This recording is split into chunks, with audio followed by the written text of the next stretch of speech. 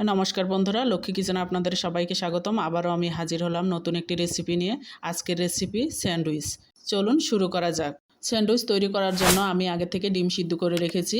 ডিমের কুসুম আলাদা করে বাটিতে ভালো করে ভেঙে নিব। এবার যে সবজিগুলো কেটে রেখেছি, গাজর, শসা, মরিচ, পেঁয়াজ, কুচি করা ডিমের সাদা অংশ, স্বাদ মতো লবণ, গোলমরিচ, টমেটো সস, মেয়োনেজ দিয়ে ভালো করে মিশিয়ে নেব।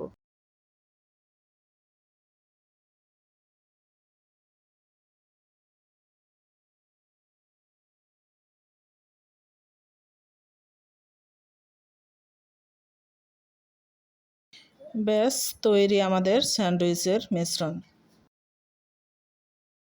আগে থেকে সাইডে কেটে রাখা ব্রেড নিয়েছি।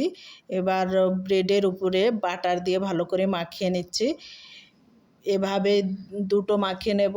এরপর যে মিশ্রণটি তৈরি করেছি সেই মিশ্রণ লাগিয়ে নেব। এর উপরে আবারও ব্রেড দিব, দিয়ে আমি স্যান্ডউইচ তৈরি করে নেব।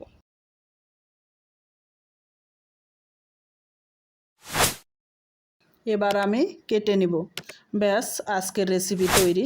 বন্ধুরা, আমার রেসিপি ভালো লাগলে লাইক করবেন, আর কেমন হয়েছে তা কমেন্ট করতে ভুলবেন না। আমার রেসিপি দেখার জন্য আপনাকে অসংখ্য ধন্যবাদ।